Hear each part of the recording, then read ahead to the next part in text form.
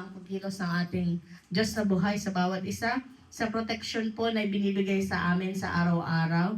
Ang biyahe ko po araw-araw is 1 hour from Jeddah to Caus.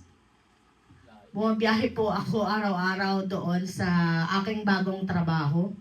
And nagpapasalamat po ako sa Lord sa provision niya at sa mga sa pag-iingat at sa blessing.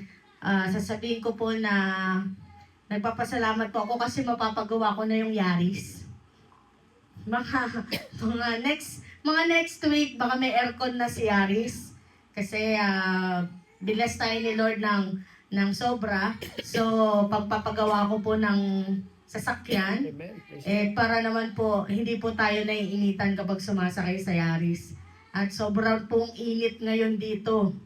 Sobra-sobra pong init. At sobra pong init din ng pagmamahal ng Diyos sa bawat isa sa natapos na linggo at panibagong linggo na naman. Maraming salamat po sa Panginoon sa patuloy niyang gabay at protection po sa bawat isa at sa akin po. Ganon din po, Panginoon, sa nagpapasalamat po ako sa araw-araw doon sa aking trabaho, sa bagong environment, sa bagong company, sa bagong management, and wala po akong masabi. Salamat po.